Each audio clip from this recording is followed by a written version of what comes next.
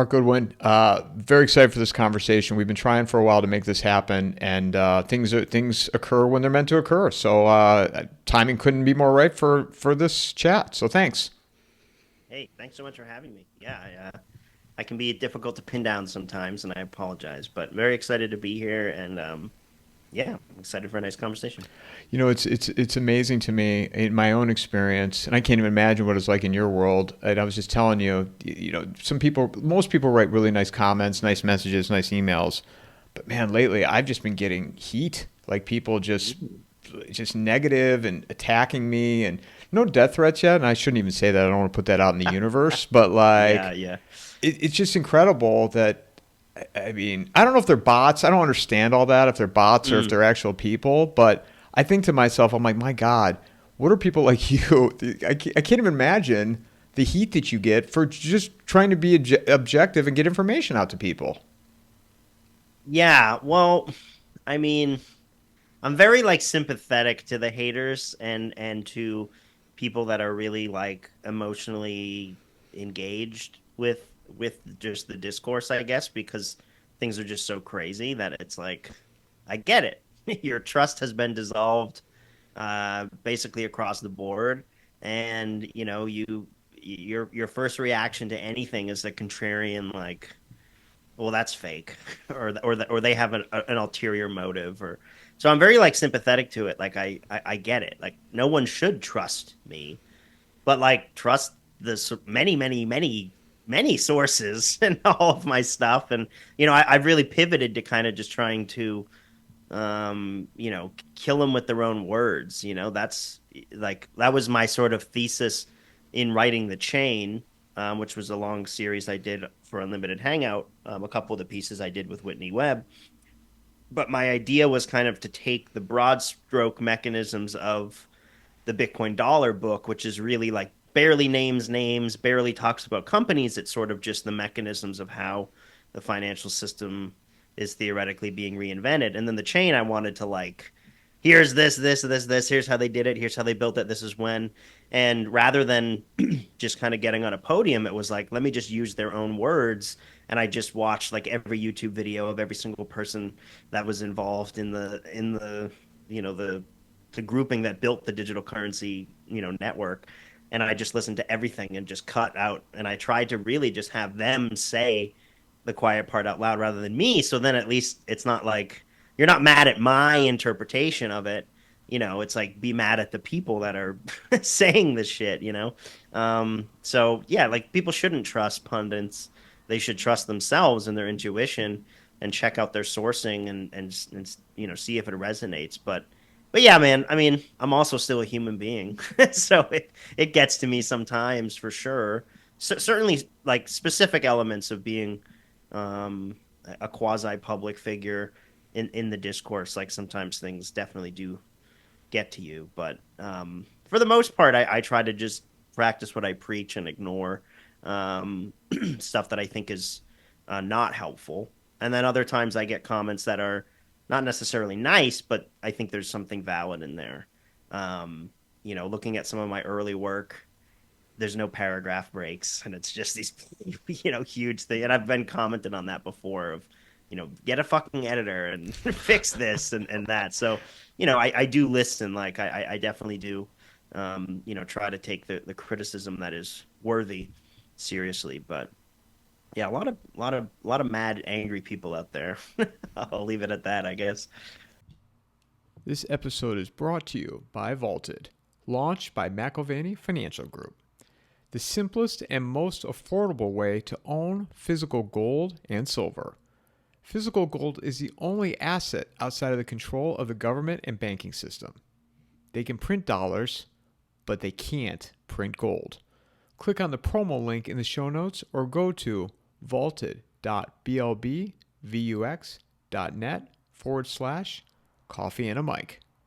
Have you found that the deeper that you've gone into this from when you started, and this is what I try to convey to people, and I'm by no means, disclaimer, I am not an expert, and this is why I bring people like you on, Mark, to talk about this stuff. But I also find, and Dave Collum, who I have on here all the time, brings up the analogy. I don't know if he made it up or where he got it from, but I mean, life isn't a straight line, and the farther you go down these rabbit holes, the more confusing it gets. Like Oh people yeah. think this is all, and you and I have gone back and forth on Twitter about or X about the are we winning yet? Good guys, bad Right. guys, and I say this is not a superhero movie. We're Right. not, but everybody wants it to be. Mark, they want this to be Yeah. some Well, Avengers movie. yeah. I mean, that's the biggest thing I think I learned this political cycle. Um, was it sort of seemed like a lot of these people that I thought were kind of anti-state and anti-power, anti-authority, were really just waiting for like a superhero like figure to come in and fix everything, and that's been sort of thrust upon Trump, and it's just he's just not that, and he's a lot of things. I mean, I think Trump is a very interesting character in how everything here is going to play out, and I think that's his role is sort of like a character in a movie, like I get why people are Avengersing and Marvel movieing, the political sphere. But I think ultimately it's really not that helpful when it's like done in a way where you're thrusting them on a podium. It's like these people all have huge flaws, unlike a lot of superheroes or whatever. And the people are waiting for saviors all the time, and you have to be your own savior. It's very cliche. I mean, obviously, depending on your spirituality, religion, whatever, there's obviously savior figures there, but you have to kind of save yourself, no matter what your political beliefs are and what you think is going to happen with the financial system or whatever. It's like if you're not setting yourself up to succeed, no one is going to come and save you. The answer is not a political solution in that it is a vote and then everything's fine. It's just the world is way too complicated and crazy. As to Dave Collins' great point, it does get more and more confusing as you get older and learn more. And and it's interesting because there's this the skier Bodie Miller. Do you remember him? He was like an Olympic skier. Yeah, It was like really big, like I don't know, 15 years ago or something like that. I do. But he has this quote about, I think he's a gold medalist. I'm not sure, but he was kind of a big deal at one of the Winter Olympics. He was one of the big figures, and he has this quote about greatness is, it's really difficult when you get really good at something because the steps of improvement get smaller and smaller. Like when you're day one and you go out on the slopes and you're skiing, you're absolutely horrendous. But by the end of the day, you can kind of like get down an easy hill, and you've gone from 0 to 1, to quote our good friend Peter Thiel. But when you're really really good at something, you're an Olympic skier. It's like an improvement is literally seconds or milliseconds, and it's such a smaller step up that you don't feel like you're improving anymore, and it gets sort of demoralizing the further along you are in a mastery because you're not having these breakthrough moments. It's just these tiny little micro steps up, and I think a lot of us are at that point of figuring things out where we've kind of speed run because of these titans that have been here before us that have sort of pieced together these tropes for us that we can then apply to the world. Now we're at this point where it's like everything is just so crazy and confusing by design because we're having a big fundamental like pivot. I mean, this is a really big phase change, and we're figuring out stuff less and less like easily. Like the rabbit holes are getting crazier, and so it feels demoralizing because you're not like, I don't know, like when you figure out how huge system, you figure out how like manufacturing consent works in the media and how the donor class controls politicians, and you figure these like crucial mechanisms out.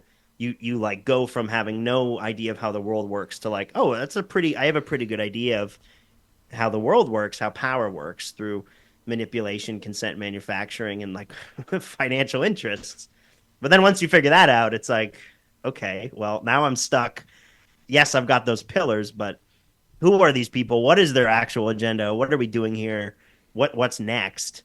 And I think we all sense the phase shift, but it is. I mean, no one knows. Anyone that says they know what's happening fully, I think, is full of it. And I say that with love to the people that are very sure about what's happening. It's like there's no guarantees here at all.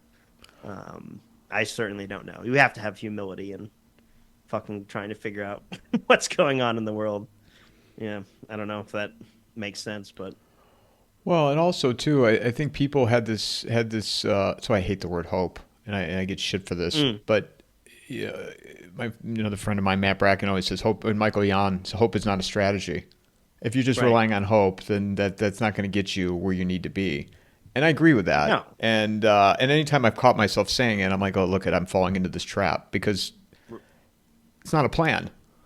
no, no. I've recently, well, in the last couple of years, I've gotten really into chess. I'm not necessarily very good at it. I love. There's something so humiliating about it because it's the hardest game, and you feel like you break through and you figure something out, and then you just get obliterated like 100 times in a row by someone, by some like 12-year-old in India or something. It's very humiliating, but I like can't get enough of the slow grind. I really like it. But there's like an ism in chess of like don't play hope chess. Like don't play a move hoping like that only makes sense if your opponent does a move because you're playing hope chess. You're hoping that they do this thing, and if they don't, then your plan, really won't work. And I think that's the same with really everything. Is once you bring in hope, not hope as in like the concept of like I hope things get better, but like hoping that an action occurs or I hope Bitcoin goes to $30 million. It's like, okay, well, that's not a reasonable thing to plan for. I hope that, it's fine to say, I hope people find an asset or a commodity that helps them in the incoming debasement when the government does inevitably print money to deal with their debt crisis. There's no way we're growing out of this naturally. I hope everybody finds an option, but to hope on a specific option, something that's generally pretty unrealistic, and planning your life around that, like taking out huge loans and buying Bitcoin or whatever, I think is just so ridiculous, and it's become very normalized. And that type of hope, I mean, I think literally Saylor owns Michael Saylor for those maybe not as entrenched in the Bitcoin space. I think he literally owns hope.com. It's actually like a Bitcoin like propaganda website actually. Um, so I think when you're doing hope, you know, you're making decisions in your life based on something you hope for versus, planning and being willing to be wrong and being prepared to be wrong. Um, yeah, there's a lot of hope chess being played these days, and people just talk about it so much. Like as as loosely being in the financial world, I mean, it's just crazy some of the things you see. And I've really noticed this. Sorry to keep ranting, but like I went from being in the Bitcoin space, 100% to now kind of being more in the independent media space, and I talk to more Bitcoin skeptics and more people in the um in the alternative space, and it's like it's so embarrassing sometimes to um see the things that people say in the Bitcoin space and trying to like um like when there's financial incentives involved in your punditry, when you're shilling your bags, how that distorts the sincerity and the truth of the information.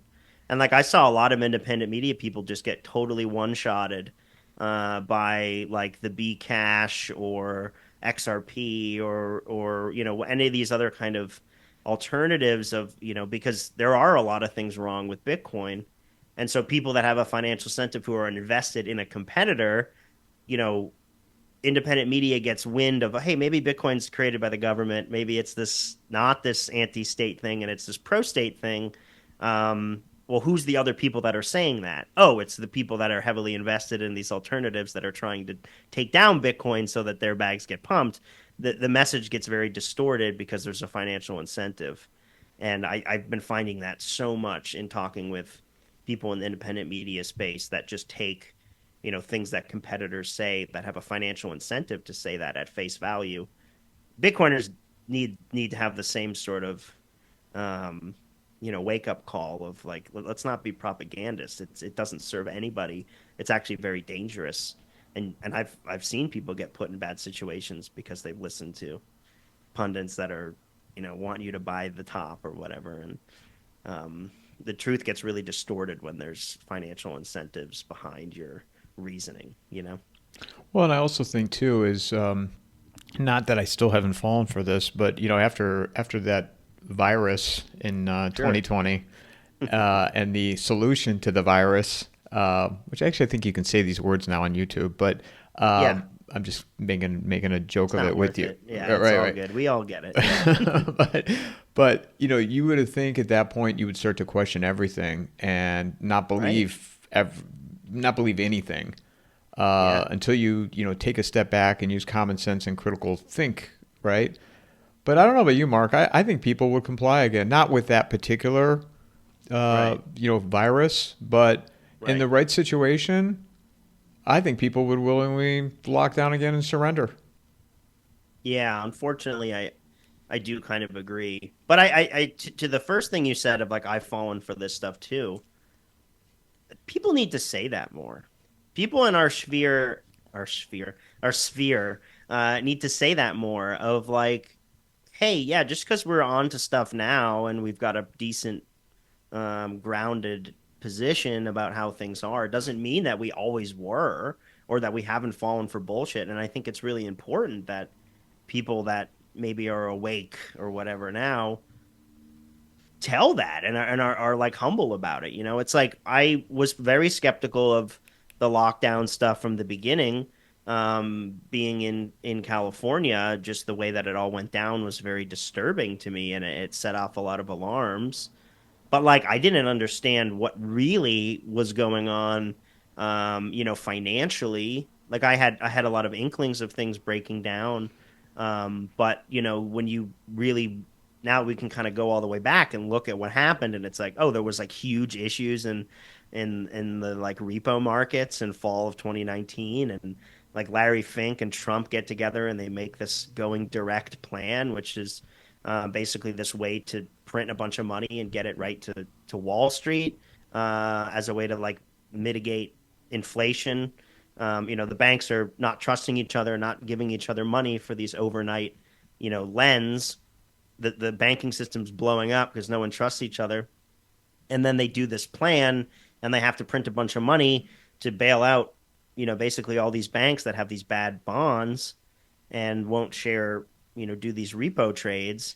And then immediately we're hit with a lockdown and we crush, demand and velocity for dollars by locking everybody in their home. When you like piece all the things together, it's like, oh yeah, there was like a humongous financial incentive and a reason for the lockdowns that, maybe had nothing to do with whatever virology was going on in Wuhan, right? It's like there's a whole other narrative that has nothing to do with that at all. And I didn't know that. I didn't know about the going direct plan. I didn't know about the repo market exploding in 2019 and in August and September. Like vaguely remember it a little bit at the time, because I've been in the interested in the financial space since then, but I didn't put it all together, the systemic issue and how the CARES Act and the money printing and the shutdown all helped, basically make that plan happen. So it's like I was kind of fooled, right? In my own way, even though I, didn't comply in basically any way. I was actually in college. I left college. I went back for electrical engineering. I had like a semester left to go. Just walked away, didn't do the thing. In California, they had very strict rules about coming back to school. I just walked away and I was able to. I was very lucky to be able to. But I didn't like I still got fooled by a lot of the COVID stuff because I didn't really know what I know now. So like we should talk about that. Like I got tricked by stuff. I was furiously researching stuff about, you know, death rates and vaccine issues and things like that. I mean, I was just trying to consume as much information as possible because that's where the discourse was. It was all focused on that. And obviously a lot of discourse still needs to be focused on that. But I think I had bought into the psyop in a way where I missed this huge, broad macroeconomic, like, catastrophe that happened to have been lined up with with the lockdowns, and happened to have been lined up with a Bitcoin halving, which was crucially very important in the sense that it was the first halving where the relative issuance of Bitcoin went below the rate of gold coming out of the ground and the rate of, the target inflation rate of the dollar at 2%. And all of that happening like all at the same time, to me, just really fed into the sort of Bitcoin dollar thesis that I've read about. But at the time, I was really like doing what everyone else was doing and crunching as much information about viral stuff. I learned so much about the immune system and all these things because I was just consuming, trying to find any semblance of what was going on, when in reality I was kind of distracted, from the economic stuff, which is now really what I think was going on. And I don't know what was going on. I mean, I don't know. I'm not a doctor, and I don't have a lot of close personal experience with whatever happened. None of it really happened to me. Like none of my family got sick or anything. Everyone's fine. Even the people that got the inoculations or whatever, I've had no. There's been no issues in my circle. Doesn't mean that they're not, but just you know even the people that seem to have an idea of what's going on now usually didn't at one point and have fallen for things. So that's a long-winded rant, but basically, I appreciate that, falling for things thing. I think it's really important. People need to say that a lot more, and it builds trust. It's like it's important to say that I I was wrong about something, but maybe I'm not about this or whatever.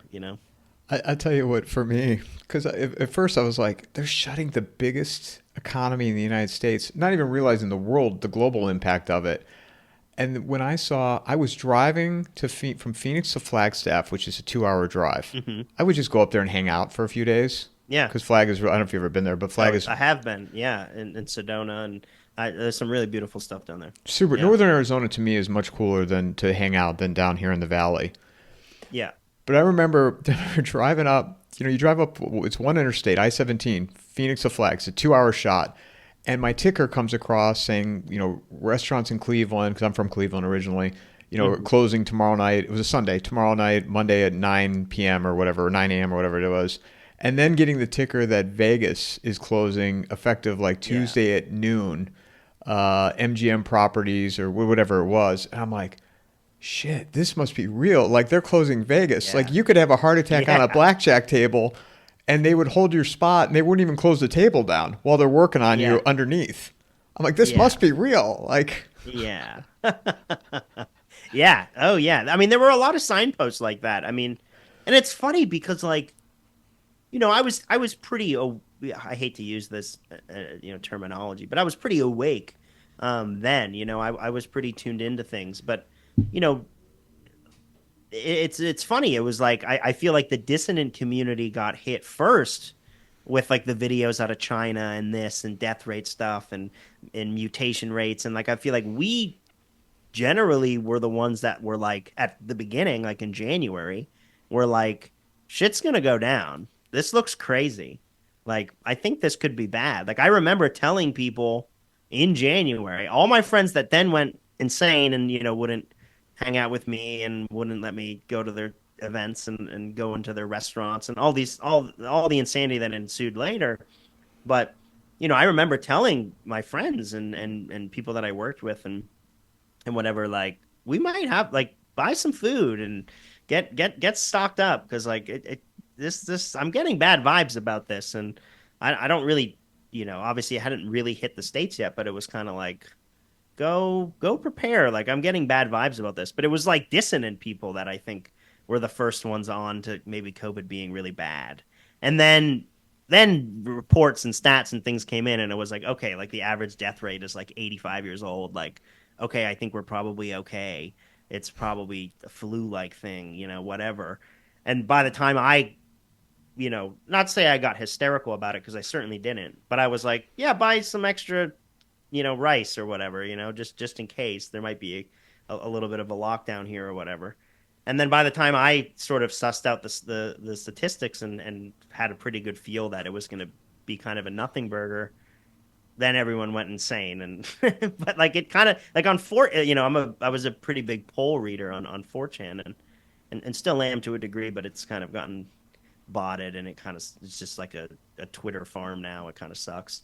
But I mean, there was so much fear mongering on, what then became the biggest, like, one of the bigger communities of anti-COVID stuff. Like at first they were like posting videos of people dying and falling in the streets in China and welding people in their homes and all. Like it was really in that they targeted the dissidents first, and then then that whole community pivoted, and then kind of more so the left, although it's not that really partisan, but kind of lost their minds a little. But yeah, the information war is very strange. The way they pick and choose which group of people to release information in first and sort of test the the markets and the demographics.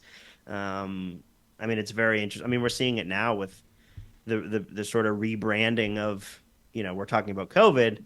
It's like Trump was the lockdown guy, the warp speed guy, the print trillions of dollars guy, and then they just swap in Biden, and then he comes back 4 years later, and it's like, you're gonna undo all this bad stuff Biden did, sure, but you actually were the one that did all that. And he somehow was able to be rebranded as not the guy that shut down the country and printed trillions of dollars and, quickly through vaccines, through like safety things. It's like he was that guy, and he's still very proud of all of that stuff, but yet he's rebranded as this anti-deep state, blah, blah, blah. It's like, well, the world followed in our footsteps. Basically, it was not really a multipolar reaction to COVID. It was kind of everybody had the exact same, you know, uh, policies pretty much, and the U.S. really led it in a lot of ways.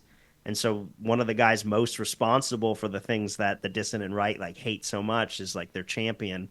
It's very strange. This election cycle has been very weird because it's just been, and anytime these cycles like compress, like they get shorter and shorter, and you would think people would learn that. I'd say, okay, this was only 4 years ago. This bait and switch happened.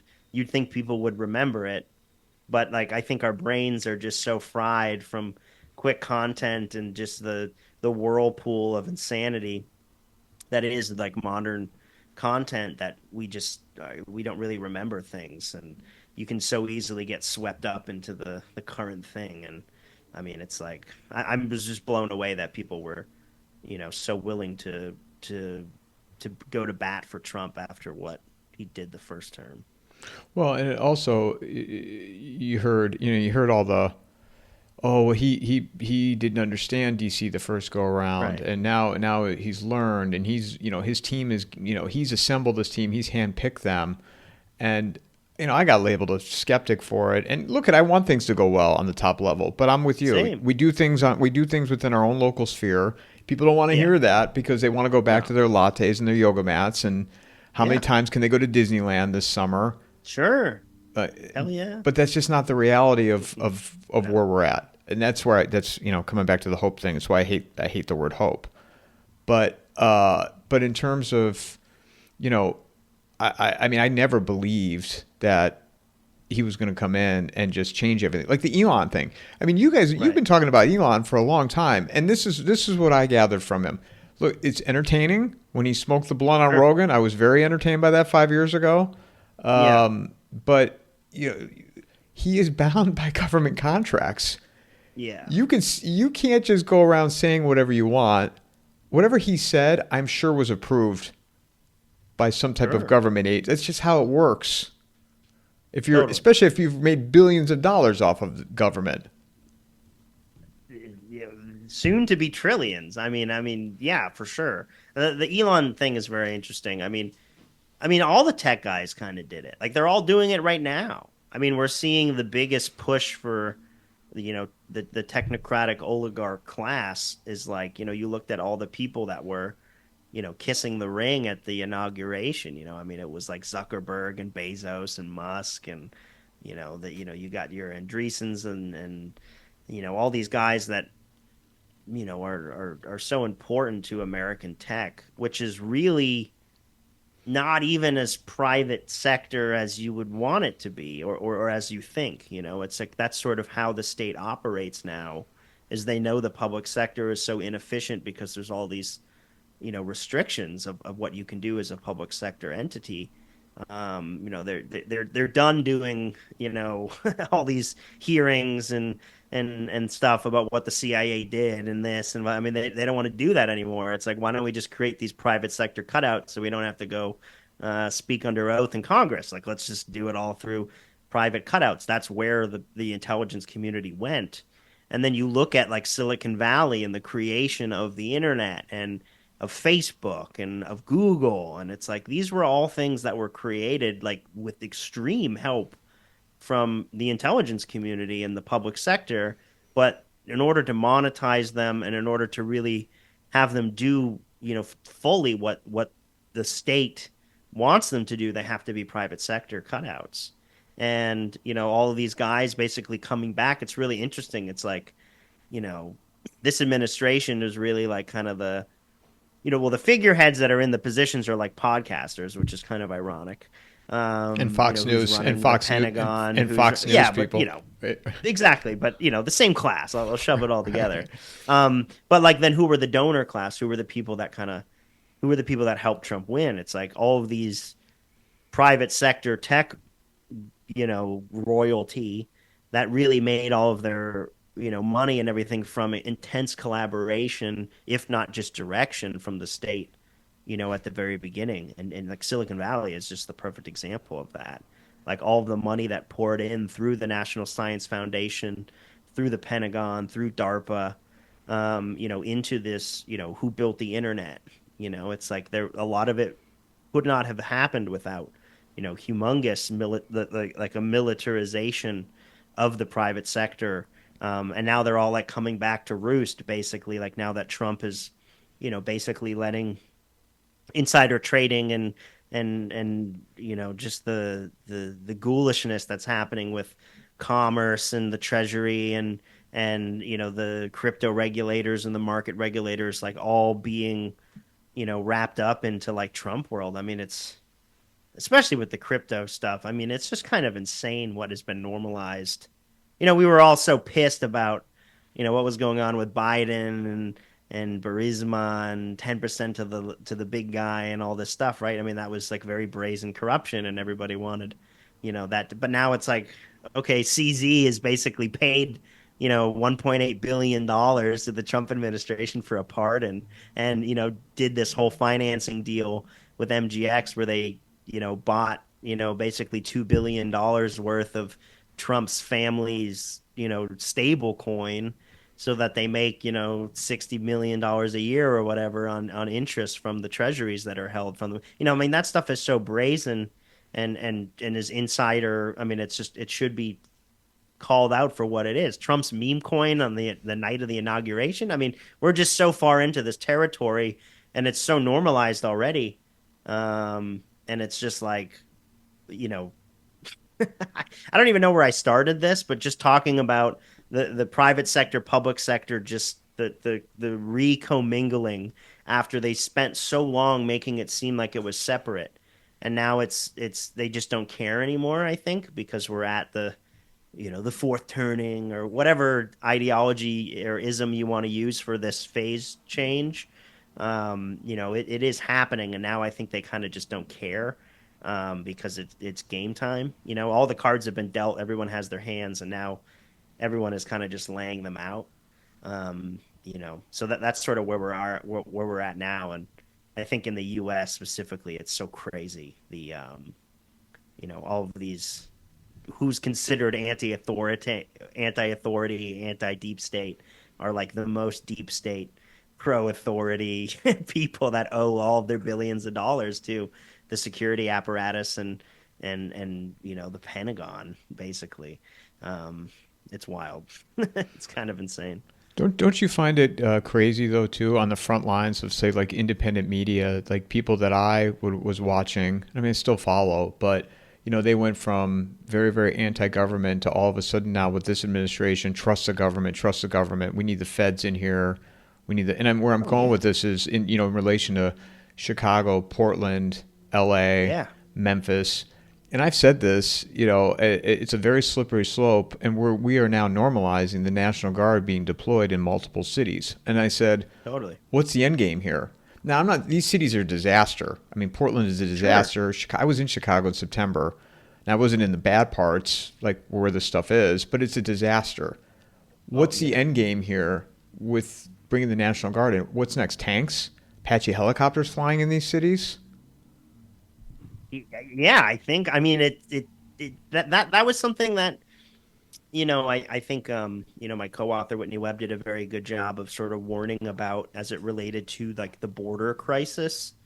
This idea that framing it constantly as basically an act of war for people to be pouring into the country, and basically setting it up as if it's an invasion, and so it which I'm not saying there's not issues with it.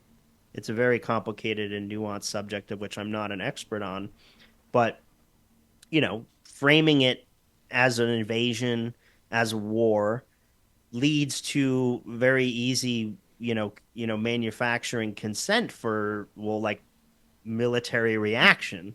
If you frame this thing as a military problem, well, here's military solutions. And so, like, what do we get out of, like, looking at the big crises of the last few years of, like, under Biden, it was voter issues, voter fraud, and like immigration.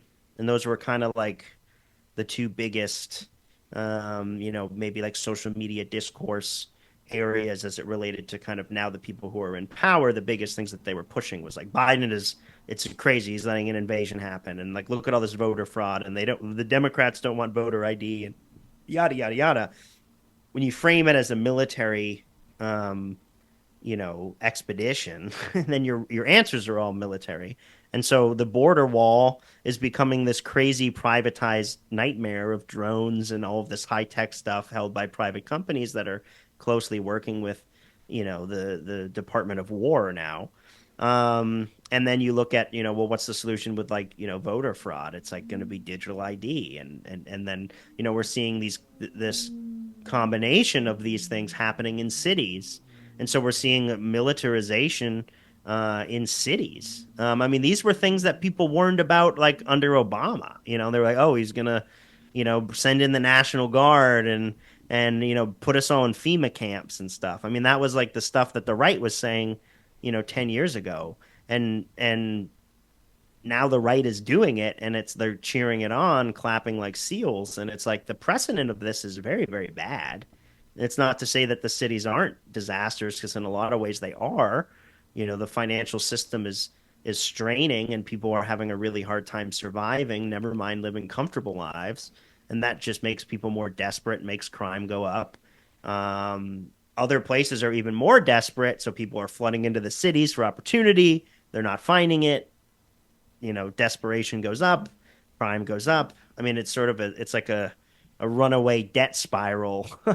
And the answer being the militarization of local police forces and then national police forces, I think is a very dangerous, slippery slope, combined with crackdowns on free speech and sort of these threats of what you say online now, where you are, what you're purchasing. Like, so much of our livelihood is being boxed into little data packets that can be examined very quickly by private and public intelligence, to get a pretty good picture of like who are the dissidents, what they're doing, how to choke them out, whether it's through financial stuff or banning them on the public squares, which are really, YouTube and Twitter, and they have a lot of, connections to the government, and they're not really public squares at all. Um, yeah, I mean, where does it all go? I don't really know. I don't like to be someone that's fear mongering, but I do think it's a bad precedent, and I do wish that people would think a couple steps ahead. And even if you do buy into the two-party system, it's like, well, what about all the precedent that just got set now? What if, Gavin Newsom is running shit, and him and AOC are doing all this shit, but now against dissident rights? Are you going to be mad then? So even if you buy into that, polarity, I think you should be concerned. And if you don't, you should definitely be concerned. I don't know what the answer is specifically, but yeah, I mean, it's a horrible precedent. The technocracy, the militarization, the data harvesting, as money is going digital. I mean, all of these things combined, as we're probably going to see sometime in the next few years, a pretty big, another step towards sort of debasement and I don't like to say hyperinflation, but heavy, large inflation. All of these things combining, restrict sort of capital flight, restrict people, that maybe are able to hold assets and benefit from the debasement in some way. What freedom are they really going to have? You may have a ton of dollars or a lot of gold or a lot of Bitcoin, but if you're living in a, basically a prison state, um, are you really that free? And I worry about that because I don't personally trust the intentions behind this technocracy oligarch class that has attached itself so strongly to the Trump administration. Yeah, and it's when I hear regular people complain about, they they don't even know who they complain about Trump, but they don't even know who Peter Thiel is. They complain about Trump Right. because he's a misogynist. I'm like, have we not learned anything from the last few years? Yeah. It's all government. It's Yeah. all of it. Like, start doing your research on OpenAI. I mean, Hmm. all you got to do is watch that Sam Altman with Tucker Carlson interview to give a little bit of understanding of who he is. Hmm. I don't know if you watched that. Yeah. It was creepy as hell. The whistleblower stuff was very interesting. Yeah. But like Sam Altman also, I mean, he's a Thiel protege.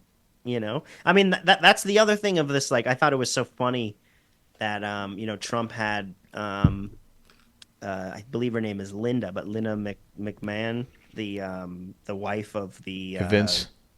of Vince, Yeah. being a part of his, transition team with Lutnick. This idea of like kind of this, I believe the phrase is kayfabe, like kind of this like fake heel and kind of pitting, making it look like there's like conflict sort of within, when really there's not. And it's like, we're seeing that with like Musk and Altman and there's all these conflicting kind of looking like there's a lot of discourse and fractionalization within the top, but like it's not. It's kind of it's wrestling. It's sort of like theater for us, and people are fanboys of the individuals or of the tech of the company. It's Microsoft, Nintendo, it's Sony, Nintendo, it's Pepsi, Coke. It's like, but they're really at the end of the day, it's like what's really the difference? It's all the state, and I'm not gonna hitch myself and let my brain deteriorate while using OpenAI because I like this person and I don't like the other guy running Grok or whatever. It's like it's just that's you're falling for it so hard, and that's the purpose of there being. There's always this bipolar. There's always a choice. It's a false binary choice. It's not just Dems, Republicans, red, blue. It's there's a microcosm of that bifurcation everywhere. It's sort of the Masonic as above, so below thing. Like at the top, there's that. At the bottom, there's that. But in reality, at the top, it's not black and white. It's really this gray blob that's sort of, using the bifurcated parties to push the movement along, through their different tactics, their rhetorics, their dialectics, and so much of what we're seeing of trying to rebranding Zuckerberg on Rogan and we're just rebranding Musk as like an alt-right anti-woke guy when he's like the solar EV climate change guy. It's like they're going to make climate markets and carbon pricing and shit for the right wing, and the right wing's going to eat it all up. Like that's going to happen, because it's going to be based and anti-woke. you know All this winning, Mark. um It's all this winning, Mark. yeah, I Oh, mean, it's just crazy. Like, I don't know. Like, this is supposed to be the piece. A lot of people voted that are libertarian angle. They voted for Trump because, no more wars and let's, and And then they rename the Department of Defense the Department of War. They're blowing up boats off Venezuela. It's like this whole idea that he deserves the Peace Prize and he's, ended all these wars. It's like, that's just ridiculous. It's like we have a war on our own front now. It's like there's a war in Chicago. It's like, I don't know. It's kind of, they use theater. They're very effective at they control the discourse so hard. I mean, it's hard to get truth out because I mean, even like what, like it was like 2 nights ago or yesterday, it's like Tucker and Fuentes have yeah, there's like an amazing exchange where, Did you watch it? you know, I didn't watch it, but I watched some of the clips and the exchange of like, I thought you were a Fed. Like, I thought you were a Fed, it's like, and they're like laughing. It's like, well, they're probably both Feds. Like, I don't know. Like, I mean, certainly you could make an argument that the angle that that they're both pushing is pretty detrimental.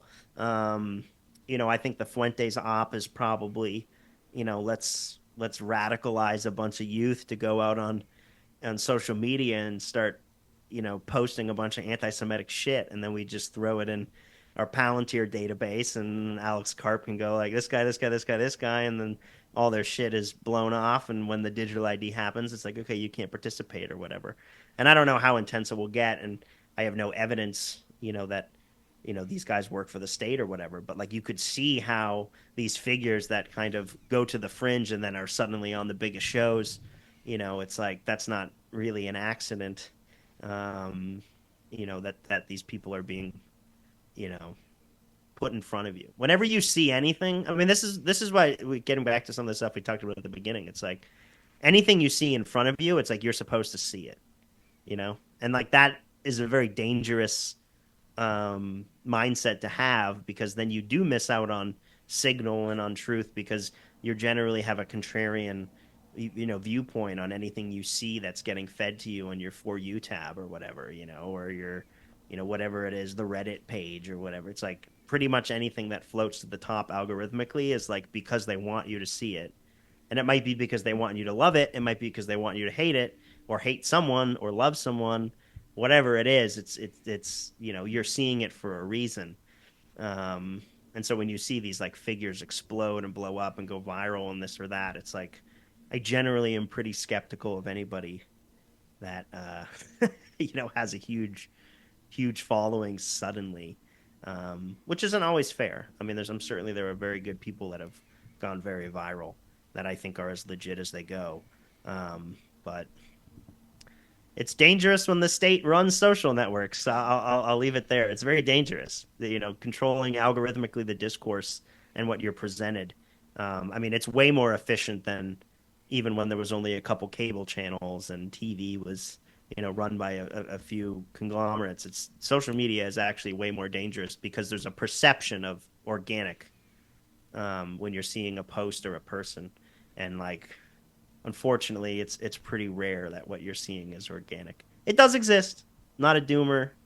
There's great people out there doing good stuff like you. I'd like to think like myself and my co-authors and people I work with. Like sometimes those things pop and get good views, and I don't think we're spooks. I know we're not. So, but there should be a lot of weariness about the champions of the algorithm, both the people pushed up by them and the people controlling them. You bring up an interesting point with the Fuentes Tucker conversation, and so I watched it, and it was very entertaining. But sure. to your point with, and I just never thought of it. If Alex Karp wants to gather intelligence on the people that are commenting and behind him, it's a good way to do it. It's a great way to do it, and the streaming stuff is really interesting. It's like they combine. You're giving people money for what they're saying. You pay, you're on a Fuente stream, like, you want to get him to read a question or a super chat or, kind of a lot how these like streamer platforms work. There's like a financial thing tied to it. So there's a record tied to it financially, which connects to your bank accounts and these things, as well as a record of you being on the stream and watching, as well as whatever the comment you made. And you can kind of see how these platforms are. It was really hard back in the day. Go back to the cable analogy. Like estimates of how many people are like watching the Super Bowl from the 80s and stuff. It's polling. It's like these very loose estimations of, they ask certain amount of people and certain demographics, and then they just multiply up and they go, okay, well, we can imagine, there's X million people watching the Super Bowl because we pulled this amount of, but it's very lossy. The information gleaned on who's watching this event on cable or on the radio. I mean, it's very, very, it's lossy. It's polling that's extrapolated out into the scale of the millions. I'm not saying there's not some accuracy to it, but it's not certainly not pinpointing to the individual that's watching. If Fuentes had a show on CBS, that'd be quite the world. You wouldn't be able to know who was watching Fuentes, until like really digital cable and a couple other things that have come out where maybe it's a little more accurate. But the internet age is like your fingerprints are everywhere, and I think that you could.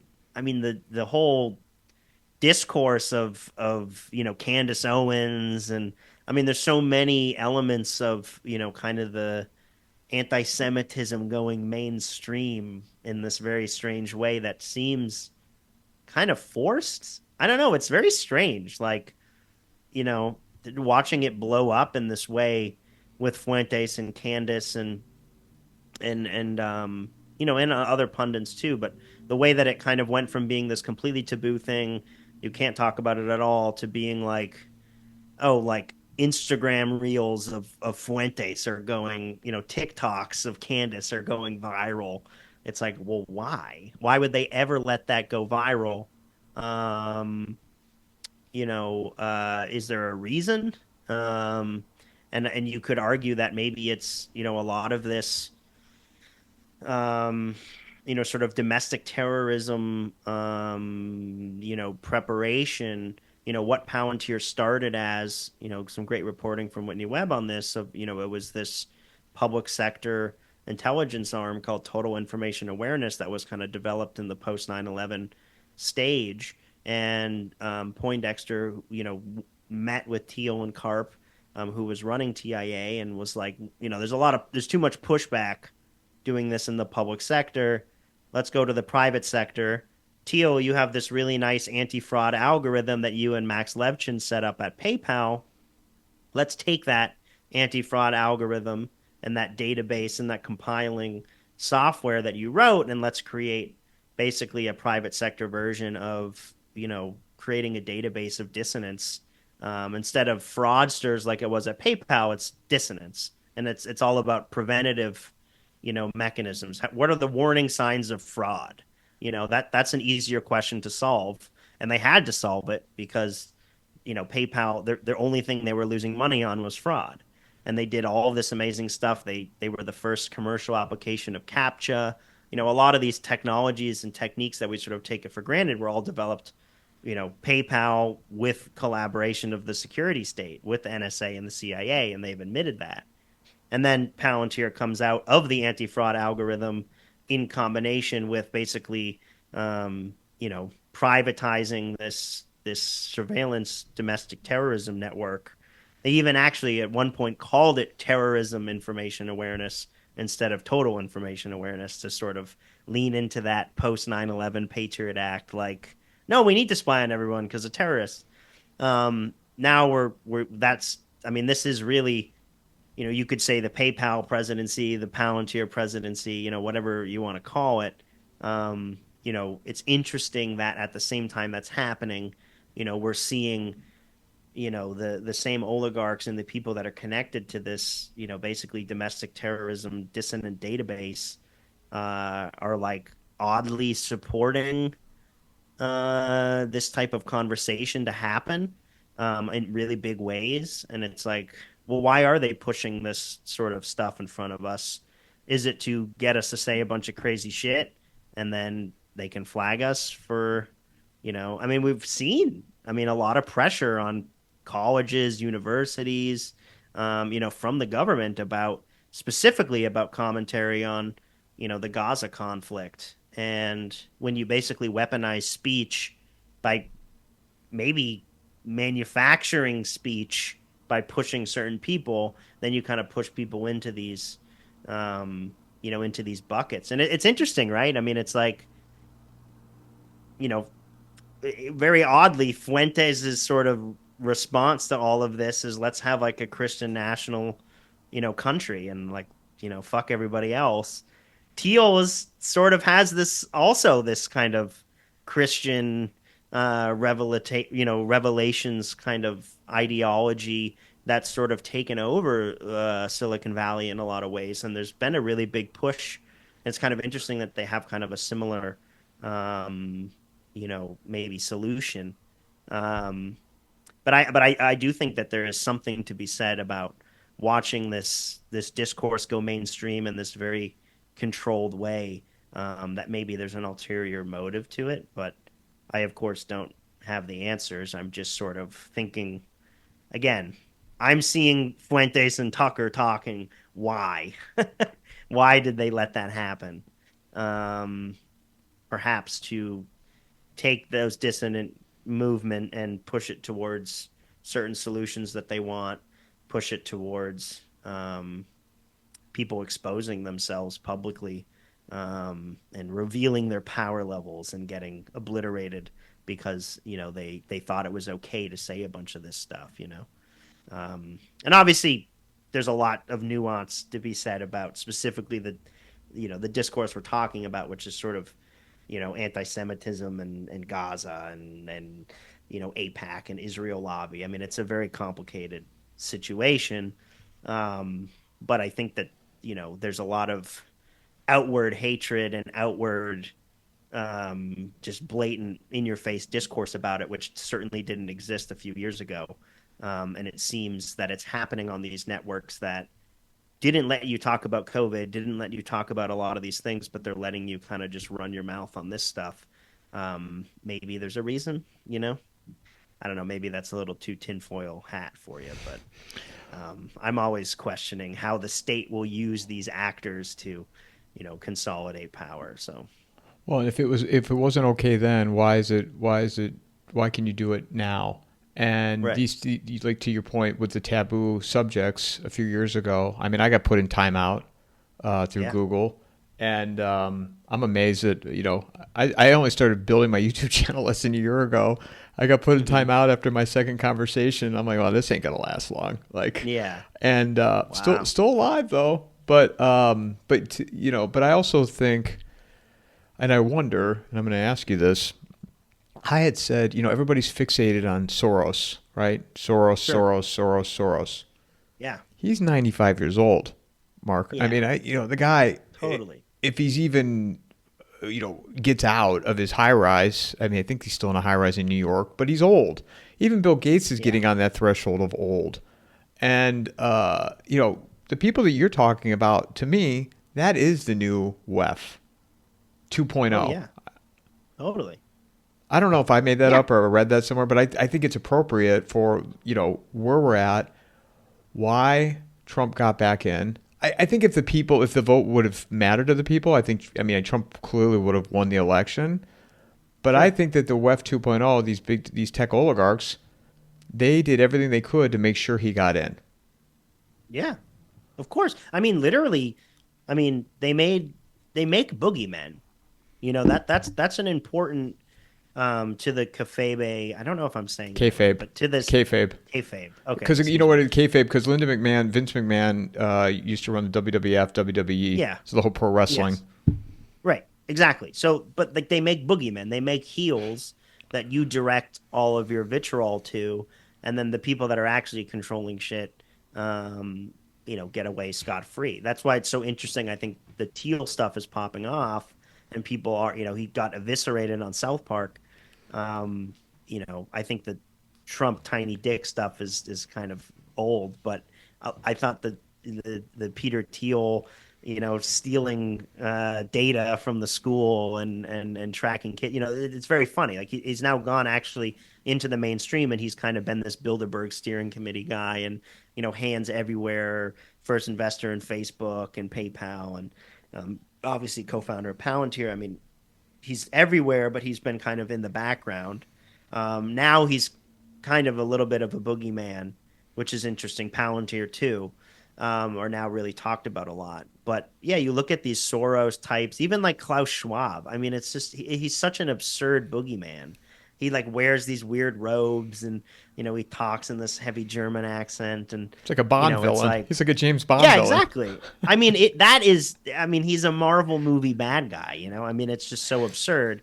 And then he's pushing the Great Reset and all of this stuff and COVID and blah, blah, blah.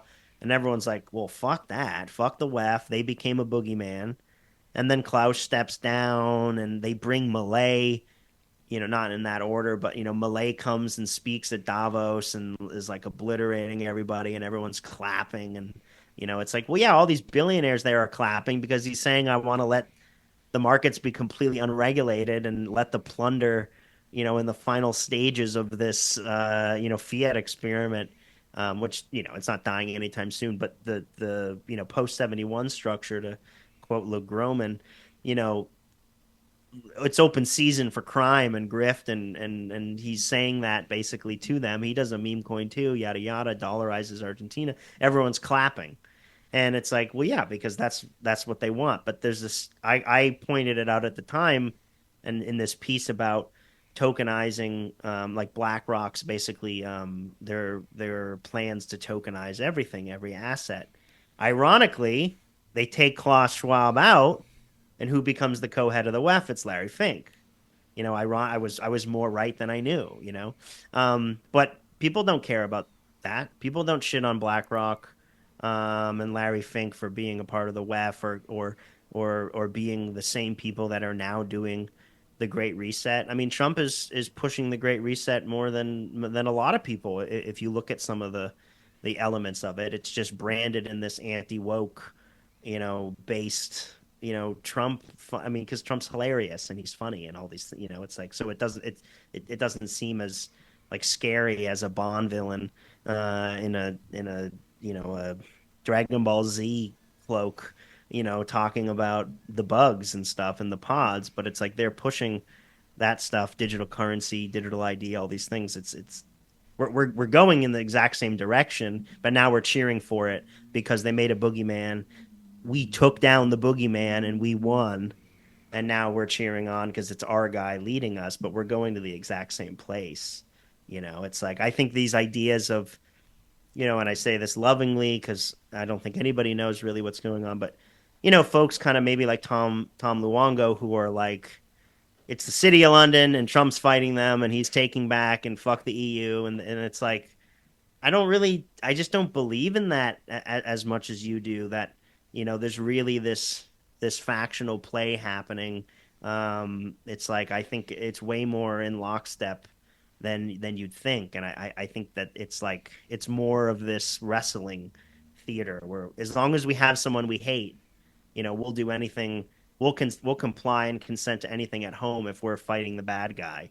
And that's been a tactic of empire, for a really long time. That's how we have consented for a lot of the imperialism of the United States, has been because of that.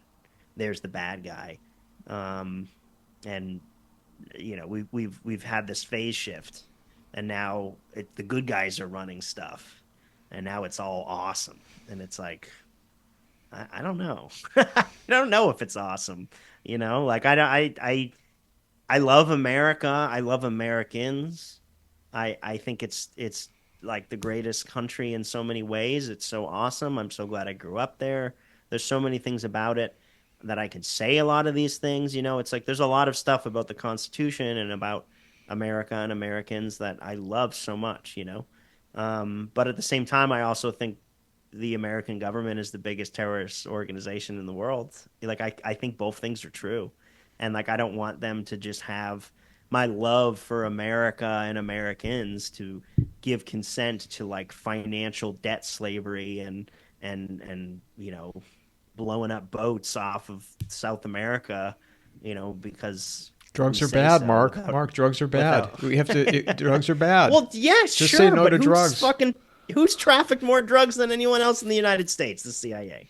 I mean, like, give me a break. Now they don't need to finance black book operations with drug trafficking because they have crypto. They can create a Solana meme coin and get their $1 billion funding for their shady shit. They don't need to sell drugs anymore to have cash off the book stuff. They don't need it, right?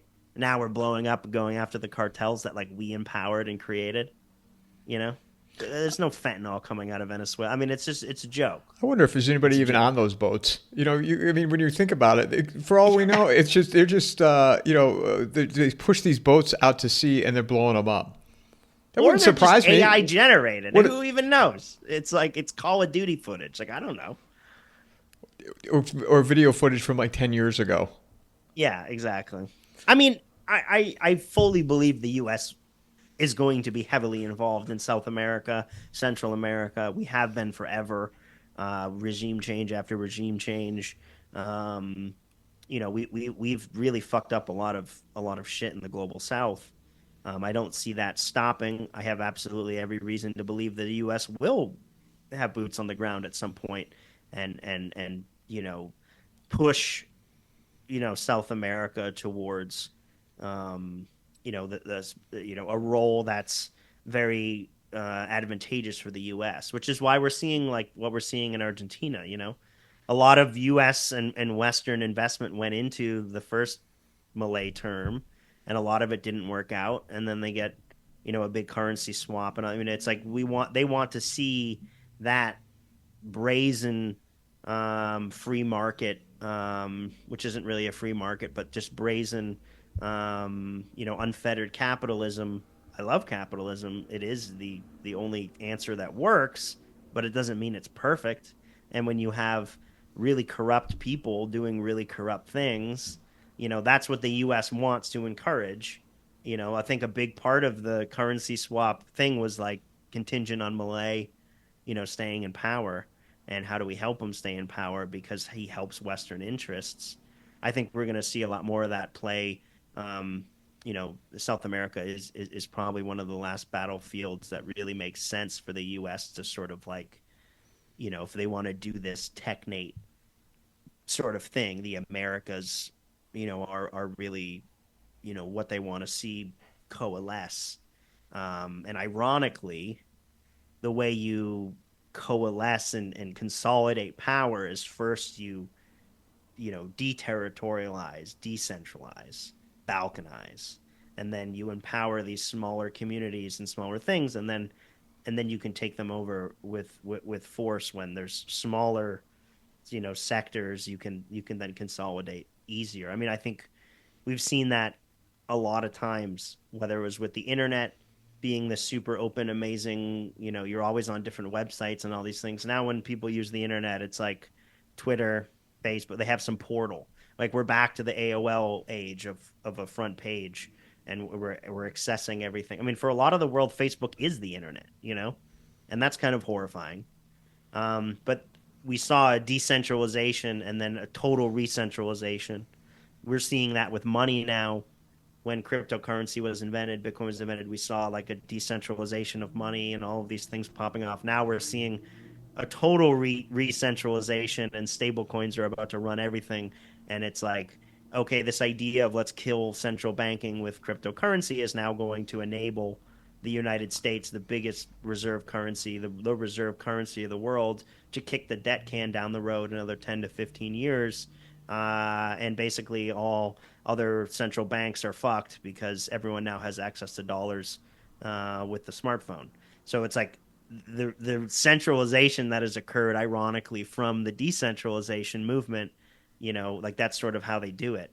And they're going to do that with, I think, states and with countries, and we're going to see kind of more technates and kind of these ideas of the U.S. taking on Canada or Mexico and kind of new NAFTA and new trade agreements where we're going to kind of see the border sort of be blended, because there's a giant consolidation of power. And I think South America is really important for American interests as it relates to like mining and lots of other things. So we're going to see a lot more activity there, unfortunately. I wanted to just give a shout out really quickly to Ian Davis, who wrote a book that's about a lot of this stuff, who wrote some pieces for Unlimited Hangout. Um, it's called The Technocratic Dark State. And it's really amazing. We're actually going to be publishing it, which is very cool.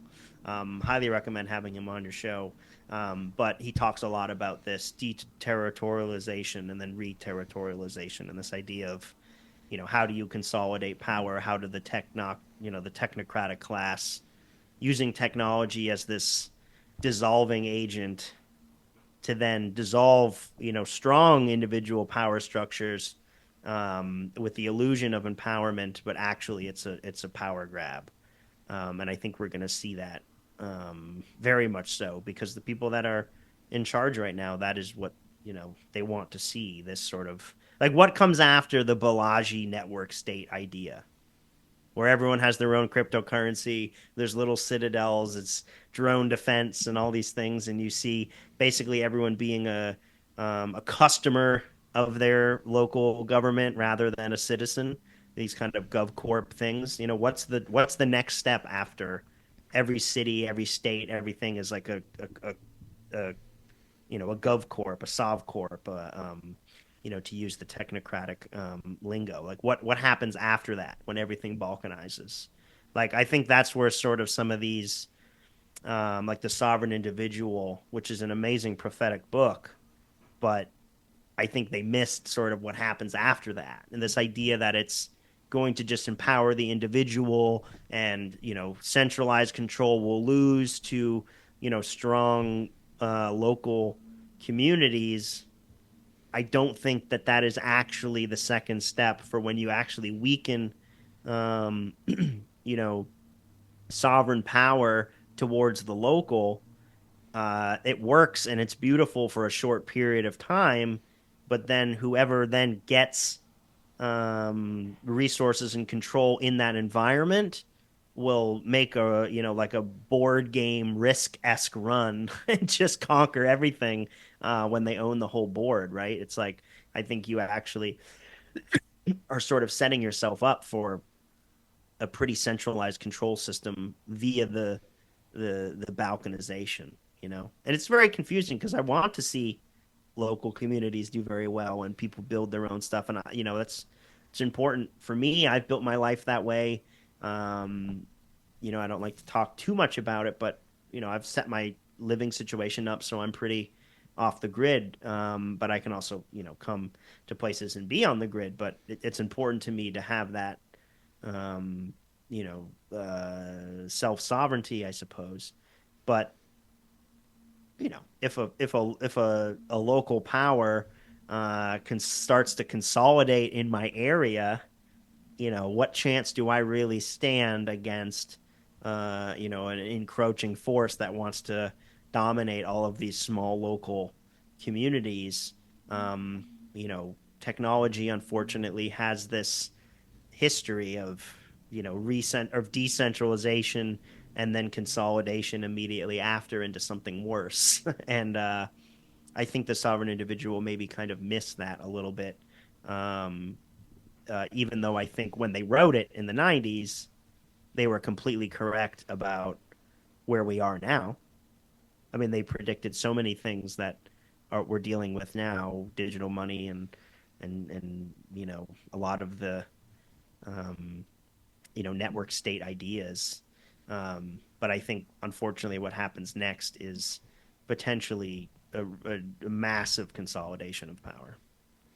Well, and people will, and it seems like it right now, kind of coming back full circle. What we talked about at the beginning, people will cheer it on, and I, Yeah, even with the CBDC, the pillars are there because everybody's glued to their phone.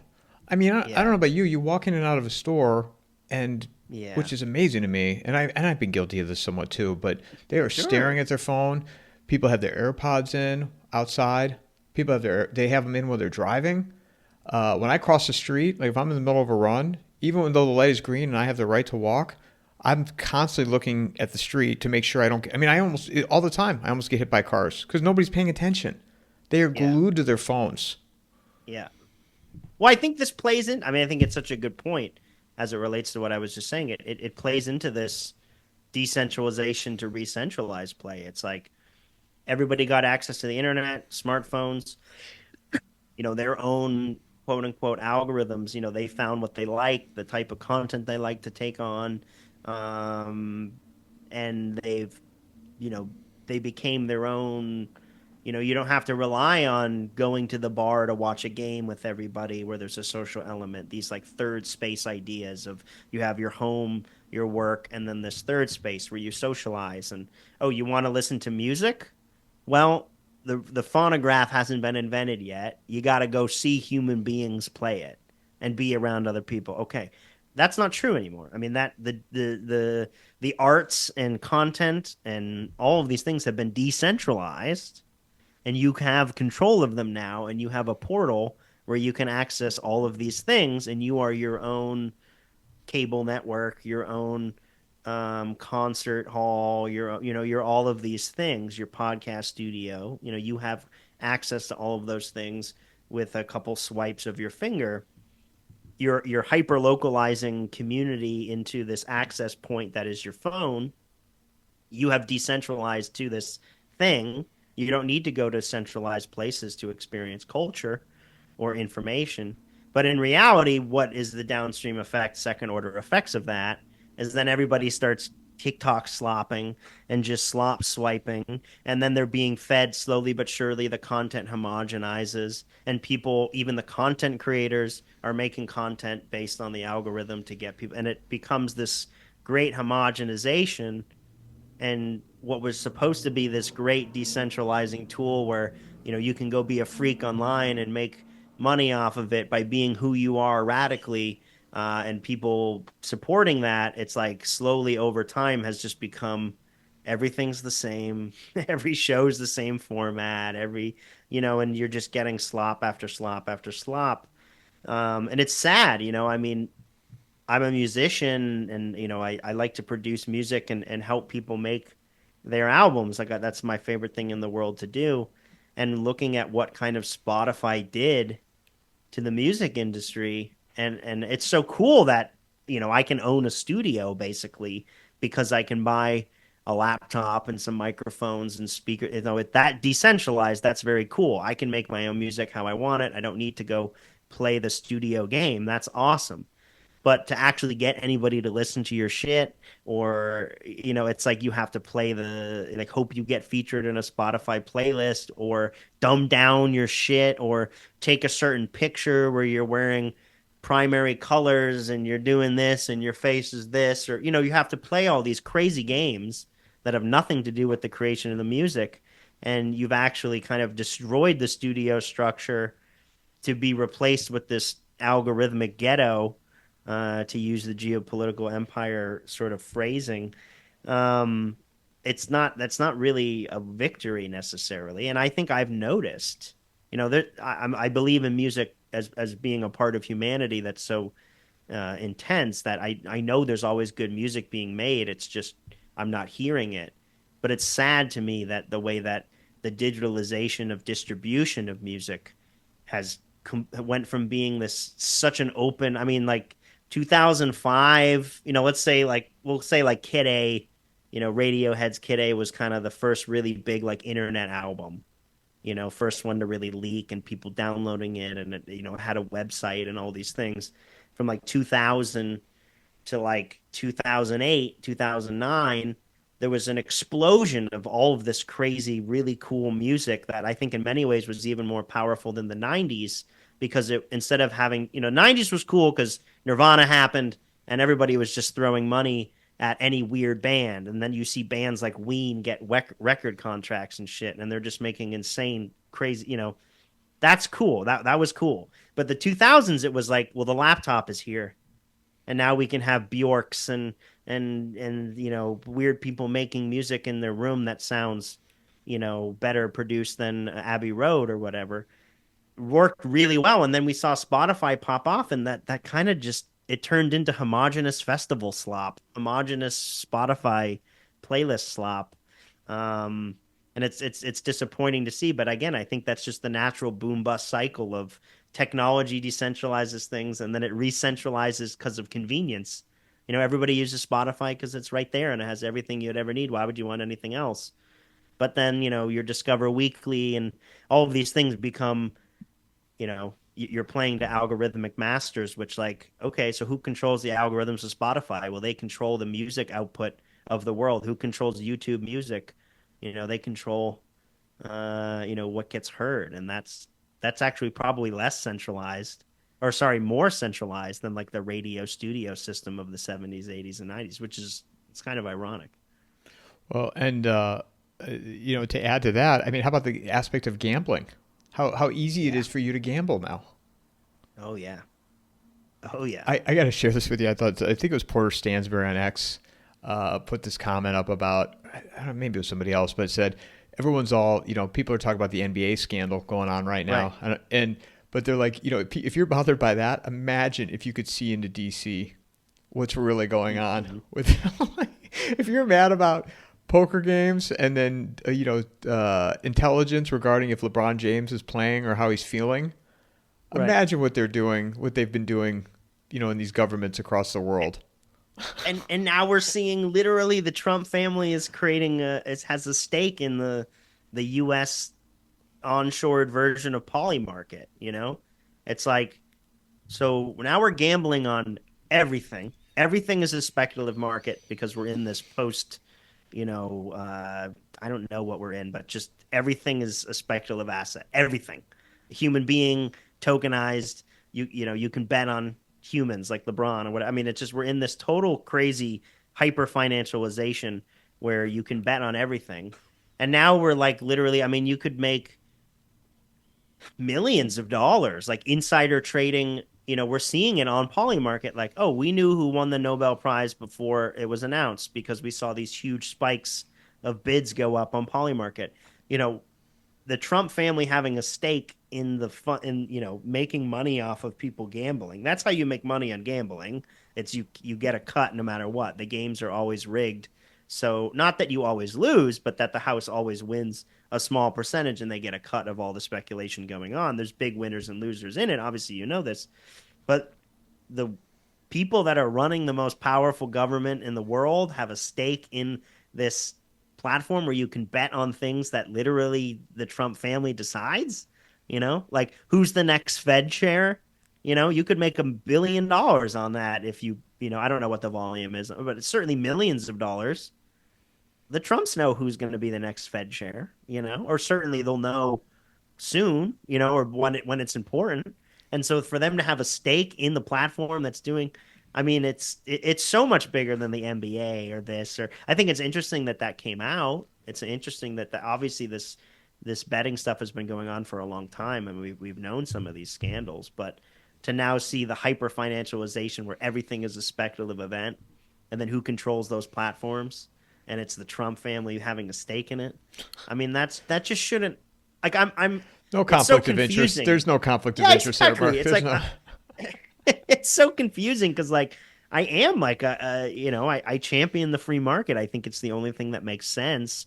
Um, but then you see things like the president the night before he's sworn into office is pumping a meme coin, and that seems kind of wrong, and he's has a stake in this speculative market that he can have direct effects on. I mean, some of them are literally like about him, you know, like many of them are, you know, like there's a big one going off of like, is Trump Satoshi Nakamoto? And it's like, I don't know. Like there's just the conflict of interest is so crazy.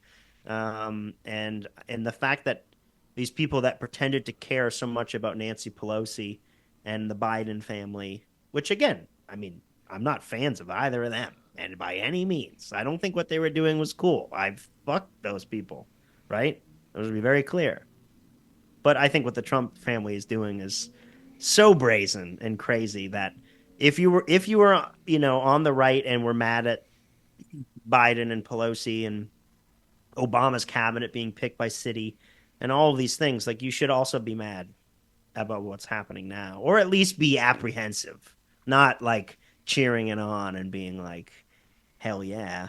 I don't know. Tired of all this winning, Mark. I'm just tired of all this winning. Yeah. Me too.